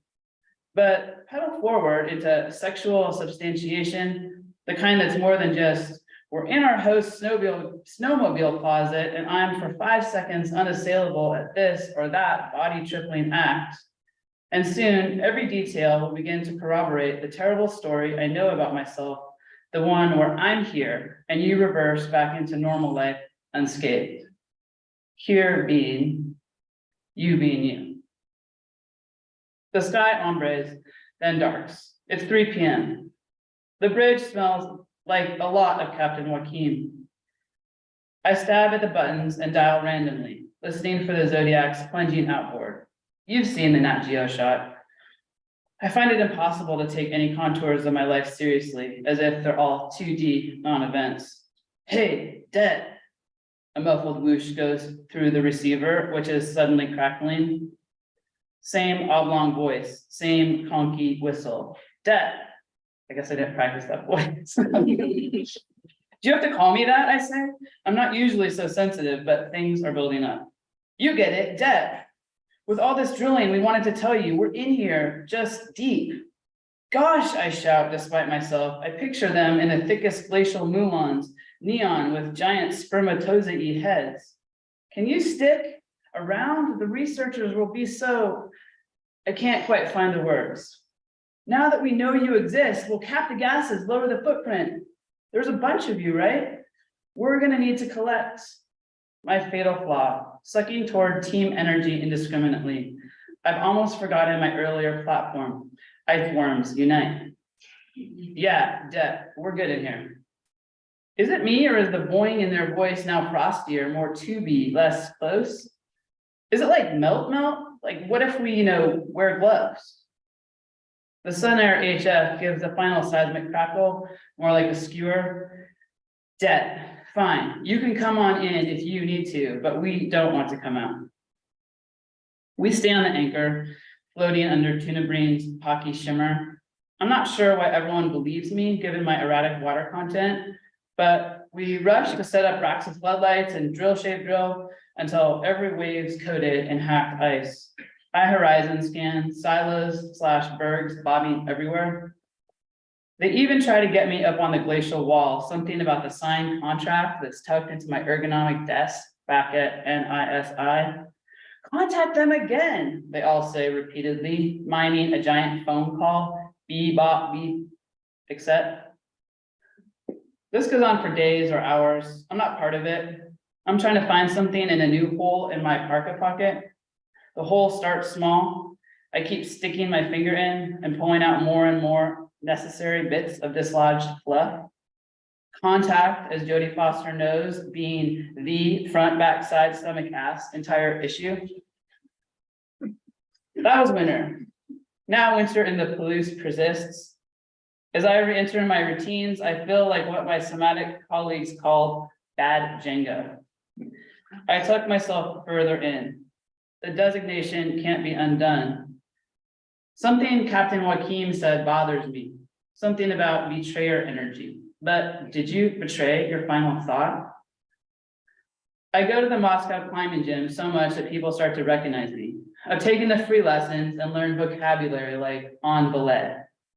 I work the balls of my feet, puff cloudy chalk between my arms. Just by standing here in the vibes, I'm half expecting Popeye forearms. It doesn't seem like I'm ditching my assigned somatic sections, just like I'm doing what's necessary. I'm practicing what I tell my trainees. Move intuitively, press yourself to things, achieve porosity. There's a Rainbow Chips tower rising 60 feet into the atrium. Climbers zing up and down it in pairs. Pristine, the climbers call it, the best in the region. I'm starting to have some questions about the region, what it entails. Meanwhile, I'm inching closer to the most basic bouldering wall. I call it tuna green. Green arrows pointing down means start your hands here and only use the same green, lime, avocado, holes. There are other greens, but off limits. I'm imagining myself in big breath, sideways approach, me 2 feet off the mat, clenching desperately at the yellow, red, olive greens, orange. The truth is, when you shout across the water, you hope a shout rebounds. Trying to describe it, I've been weeping for days. You wouldn't notice because it's behind my face. I'm stuck in basics, like how this morning the med tech at the center won't refill my testosterone script no matter how much I cajole or yell. But we haven't seen you in 3 years, he says. Captain Joaquin is wrong. I'm not trying to control everything. Alluvial is not holding too tight, not pinching your poop. I'm a log and the river. In a lab somewhere, they shook ice with metal balls. They shook that ice like crazy until it became almost a water, also almost a glass. We shook that ice like crazy for a long time and destroyed the crystal structure, they said. The structure is now chaotic. They squished it with a diamond anvil. This pulverized, amorphous ice is said to be the most abundant water in the universe. Whatever we think we know about water will irrevocably change. If I can get back to Foreland someday, I won't need to tell them this because duh, they know. I'll brush only the tiniest air holes into the ice. I'll give them what we all need, more than 6 feet. The less I perform okayness, the less okay I am, I'll say. I'm interrupted by a fuzzy energy climber in bristling legs and a neon purple harness. They're mouthing words to me or chewing gum. No, I say, shocked by the grit of their nearness. They're leaning in, tying the double figure 8 to my low waddle. I'm panicked, scanning maps for another stag climber. Can't you read my blank, sweaty forehead? Not available, no belay. But their moist thumbs are on the coiffed rope and they're already over, under, around. Bro, let me spot you, they say. I seem to be timing something. Take up the slack, I say, from a height as if these are words I know. They hold my foot to the wall, my weak one.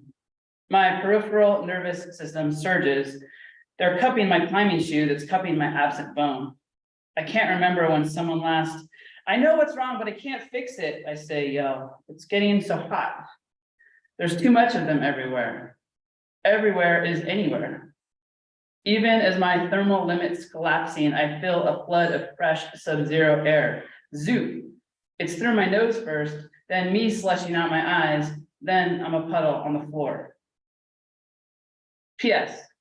It's not loneliness for you, but pathos against the structure. For instance, rest stop stalls. For instance, people and their dumb vapes. In the alluvial method, you push every word through your body, which makes them always come out like this. Thanks.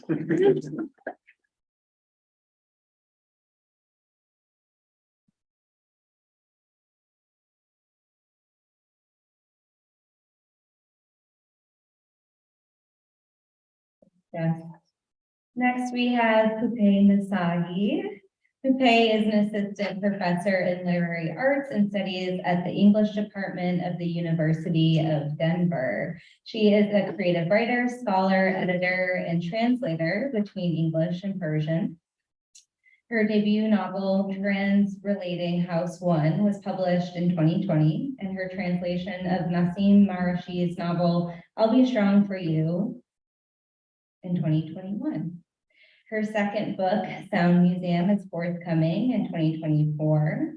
She has a PhD in English and Literary Arts from the University of Denver, an MA in Creative Writing from Johns Hopkins University, Baltimore MD, and an MA in Translation Studies and a BA in Translation Practice from Azad University in Tehran.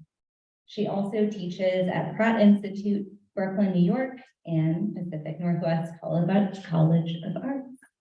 Portland, please welcome.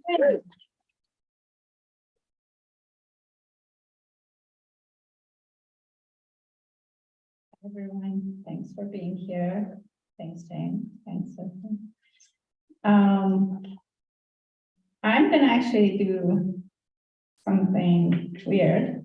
I'm gonna start by reading some pages from my master's thesis, which was written in 2010. I haven't read from it. I don't think ever. And then I'm going to read from Translating House One, and then I'm going to read from one of the translations that I've been doing this past year. And I'm just doing this so that those of you who are in the program can see the trajectory of your writing. It was so weird going back to this text yesterday and seeing things that are still coming up in my work. I think Maggie Nelson once said, we might be writing the same book all our life. So this is from A Ghost Nation, and this is the prologue. ZYXWBUTSRQPONMLKJIHGFEBCBA. These are characters of a life, characters of a nation. These are the alphabet of a nation. The alphabet is not Persian, it's not Arabic. True, it's English, but the characters of this life story are not English characters. They're being written from right to left. They need to be read from right to left. A story written in English is not necessarily an English story. This is a story of a foreign nation, where characters are foreign to their own language, foreign to the foreign language. There are characters in limbo, aiming for certainty, for permanence. They are restlessly shaping and being shaped with the forces of time and place, not throughout the years, but increasingly throughout each minute and each second. These characters march in front of my mind's eyes as I spread the green and red rock over the stones of the terrace of one of the most expensive apartment buildings in this melancholy city that is Tehran. Wrap my skirt underneath myself and sit cross-legged with my computer on my lap, getting high with the melody of Setzel Anderson running through my ears, hours after several puffs of hash and a couple shots of vodka have failed to get me even close. Getting high with the music and with the residues of Bolaño's words running through my cells, getting high with the humming sound that can be an airplane flying over in the skies or a heavy truck with a load of cement blocks or steel rods driving below on the ground. These characters get arranged and rearranged in various combinations to create various words. They take part in a game of hangman. One needs to come up with the right combination for them, with the right word in the right time, or one will be hanged. But then again, in the game of life, there is no right combination. The characters in the game of life are allowed by right of birth, by right of freedom, by right of the life they are endowed with by God, to sit together as they wish and make any combination the right combination. There is no right and no wrong combination, no right and no wrong word. The characters are allowed to make new words every day. And one day, sooner or later, the new words will be added to the dictionary, and then a new world will be created. The game of words is, however, not just our game. The rulers, too, play their own game of words. They don't create new arrangements of words. They don't create new words. They just redefine the meanings of the already existing words. Democracy, people, crowds, nation, elections, human rights. Freedom, they say we have freedom, almost absolute. They say democracy is what we engaged in, not what the scholarly books masked by the foreign forces say. They say we observe human rights better than many other countries. They publish their own dictionaries day in, day out, dictionaries that contain new meanings for already existing words. Even the meanings of words, freedom, that contain new meanings for already existing words. Meanings of the words are not permanent. Nothing is permanent. Even the meanings of words, freedom is almost absolute in this land. Democracy is what we try in this land. Human rights is what we implement in this land. Each day, each year, each epoch, each king, each president brings new meanings to these words. I think I'm going to pause here and then go to the next text.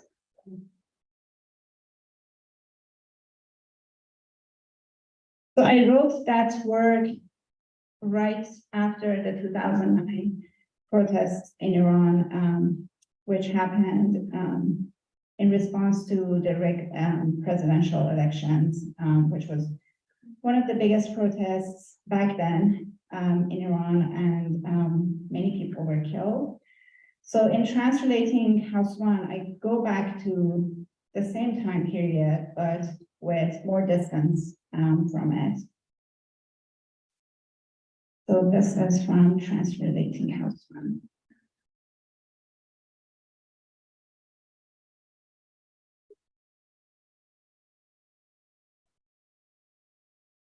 Outside the bus, in the street, she finds them. So she is the main character of this hybrid novel. And she is looking for statues that are being disappeared from the city. And in the bus, she sees this woman with 2 kids and she just gets obsessed by them. And here she just like gets out of the bus when they get off. Outside the bus, in the street, she finds them. In the crowd of pedestrians, the girl following the woman, the baby moving up and down against her slightly curved back. She follows, the girl stops and looks back, as if she has sensed a shadow. The mother keeps walking. She, with a bigger veil wrapped around her shoulder that reveals her cheaply highlighted hair, she in ragged flip-flops, blackened by city suit, walks with residues of grace. Each time the girl stops and looks around, she at a distance pauses only for a moment and glances at her watch, pretending that she has nothing to do with them. She thinks to herself that she should probably hail a cab and get to her meeting. But the thought lingers only for a second. The distance between them grows. She starts walking faster. She follows them all the way down the street, through alleys that keep getting narrower, shabbier, into a square where there's a bazaar. The tiny shops are starting to close up for the day. They're so small that there's only room for some shelves packed with random goods and a makeshift counter in front, so small that the shopkeepers are forced to stand outside. In front of their treasures, broken TVs, old radio transmitters, trays of ill-matched cutlery, the remainders of old tea sets, car equipment, stereos, abandoned locks and keys. Relics of home long disappeared. Relics stolen and sold. The men stand in groups of 2 or 3, drinking tea from greasy glasses, cigarettes clinging to their fingers, or smoke blackened lips. They shoot her discreet and not so discreet glances. The square is a men's space, their property, but she can handle their gaze. It's the gaze of their merchandise that feels heavy to her, heavy enough to make her aware of her own body's movements along the walls as she approaches the 3 bodies she has been following. The woman stops in front of one of the larger shops. She stops in front of a newsstand in the middle of the square that sells snacks, beverages, cigarettes, and some tabloid magazines and sports newspapers. She pretends to browse while watching the family from the corner of her eye. The woman talks to a shopkeeper. The 2 seem to know each other. The shopkeeper's hand plays with his mustache as he looks her up and down, as if he wants to pierce her veil, her clothes, her skin. The girl holds the mother's hand more tightly, clings to her, not allowing the mother to let her go. The baby is dozing off on the mother's back, his head tipping from time to time. The shopkeeper and the mother keep chatting. The newsstand vendor eyes her, eyeing them suspiciously. The woman unwraps the baby, still asleep, and hands him to the man. The man embraces him and kisses his cheek. She picks up a chocolate bar and asks the vendor for a pack of cigarettes and a lighter. The mother sits down in front of the girl, whispers something in her ear, kisses her, and puts her hand in the man's. The girl lets her hand be taken, as if she knows this man, as if she knows this ritual. The girl becomes a statue next to the man. He doesn't say anything to her. She doesn't look up at him. The mother walks away without looking back. She pays hurriedly and carries on following her. The girl gives her a reassuring look as she passes them by. The girl smiles and glances at the baby and the man. The man takes her and the baby into the shop. The mother turns a corner. She wonders what she should do if she gets hold of her. She wonders what excuse she would give the sculptor she was supposed to meet. She wonders what she needs to say, what she needs to ask. She turns the corner. She enters a dead end. She comes face to face with the woman she has been following, who has been waiting for her. She looks at her with eyes that are as wide as a cat's, as frightened as a cornered cat's. She looks at her and says nothing. She checks around to make sure they are alone. She takes a piece of paper and pen from her bag, scribbles something down, and places the paper on the pavement with a bit of stone to hold it there. Then she stands up, takes a few steps, comes closer. She reaches out and caresses her cheek, holding her hand there for what feels like a long time but is not, before walking away. She breathes in deeply and picks up the paper. It reads, "Keep looking for the bodies."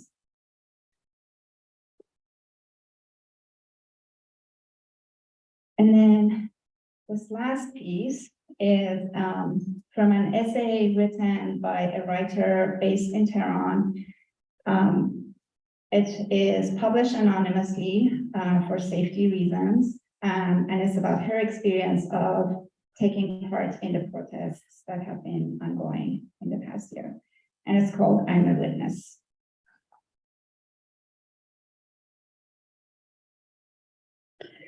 For the past 2 months, I've been leaving the house while it's still light outside, around 3 or 4 in the afternoon.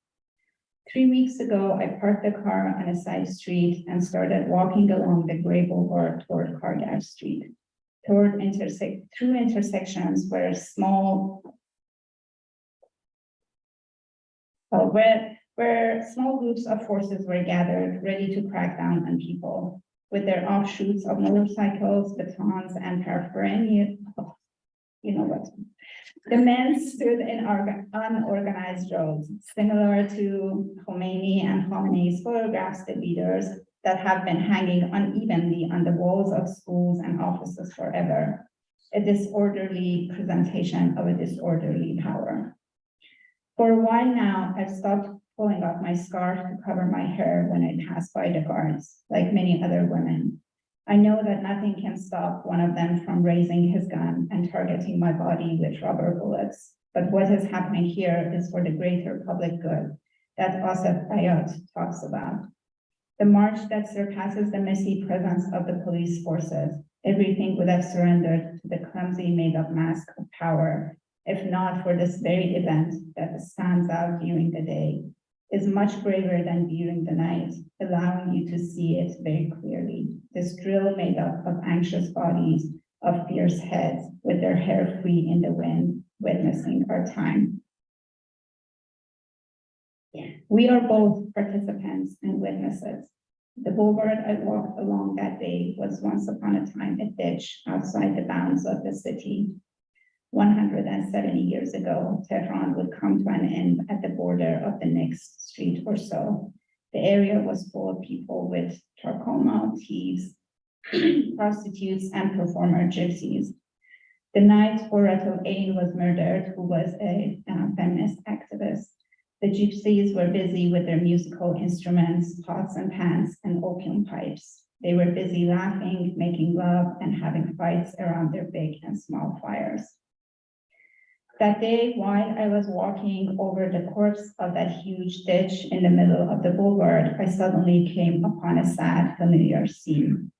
3 high school girls wearing navy blue uniforms and scarves they had pulled down all the way to their shoulders.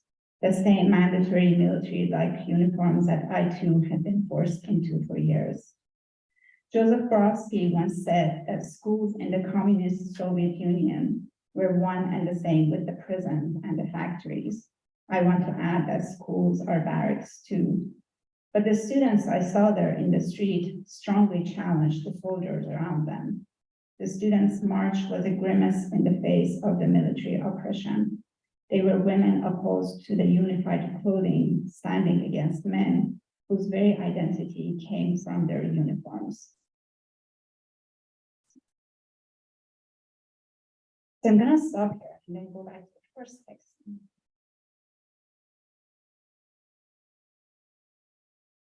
So she's writing about the protests these past few months, and this section I'm going to read is about the protests in 2009, which I participated in with some friends in Tehran.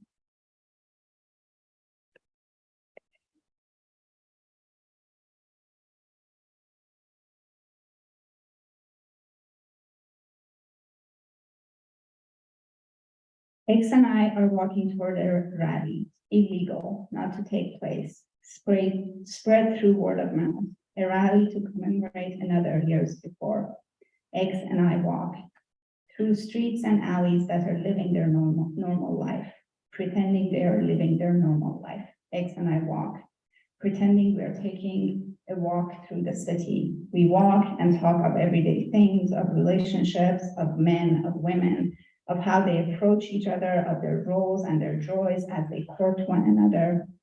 X and I walk, pretending this is a busy day like any other. We walk towards streets that are welcoming in their unwelcoming arms. Sporadic groups of people, young and old, men and women, all heading to one final destination, all with a united reason for heading there. X and I receive calls from one friend to another. At one corner of the city or another, the numbers are not great, ghosts swarming around, lost. As we get closer to the destination, the numbers grow, and so do officers and security forces. Vans, buses, guards, where to head to, where to mass. There is no stopping. There's no gathering in a calm, orderly group. Walk by, pretend you're just passing by. What if they get us? What are we doing here? We pretend we are passing by. We pretend we are here for one reason or another. But of course, there is only one and only one true reason. We know it, and the ones there to clamp down on us know it too. There is no reason but to express ourselves, to ask for our rights. We have become too bold in our expression. We are ghosts asking questions. Who has given ghosts the right to ask questions? Hasn't our time in this world arrived? Aren't we resisting it in vain? How am I doing on time? X and I walk further toward the center of the protest. We hear a motorist calling out, rides to the center of the unrest, rides to the center of the unrest. I'll stop wherever you wish, just 10,000 tomans. We walk past guards, people, vans, batons, cars, sporadic groups, they come together, not orderly, not planned. V sign, don't forget the V sign, somebody calls. Who has the strength to hold high a hand in a V sign when taking each further step demands extra effort? People come together, 1%, one more person, two more, 3, 4, 5, a father with a baby, an old man with a cane, women in black veils, girls with colorful scarves, students, the old and the young. The old remember other times and have joined the protest. The young do not have a historical memory. Who forms our memories? The young want to change. Do we know what forces we are facing?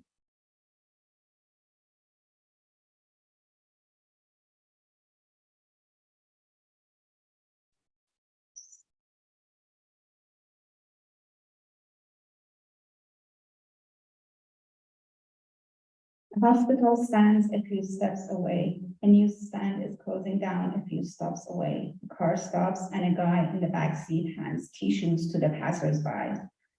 There has been tear gas. A couple of guys stand and burn cardboard boxes left as if on purpose in a corner of the sidewalk. There are people around to help, even if you don't scream. Besides, if you scream, you won't get people to help you out, but you will attract the unwanted forces. A cigarette, I beg X. He looks at me perplexed. Find me a cigarette, the smoke helps alleviate the irritation of the tear gas. I try to explain to X, still coughing, tears in my eyes. The ones in the car don't have one. They only have tissues, which they hand out. The ones standing by are lighting one. They spare one. We start walking back toward the side street. We try to walk normal, not to raise suspicion. Tear gas is burning under a car. It might explode any second. Walk normally, don't raise suspicion. All of this will happen as X and I walk away to get to our car. All of this will happen, but we won't know of it until hours later, when we can finally reach in, because for now, the cell phones have stopped working in the area and we cannot do anything but to take our breath and walk away. We walk from one side street to another and stop only to buy a Coke and a bottle of mineral water from the supermarket, busy with customers asking for one or another kind of drink, one or another kind of snacks, not usual customers, but customers of the unrest. I look at X and say, we now have also been tear gassed together. Thank you.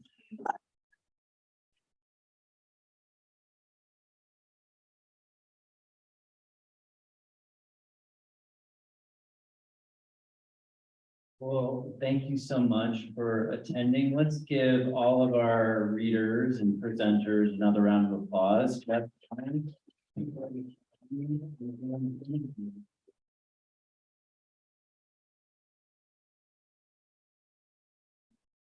Our next reading is Monday. That seems weeks away right now.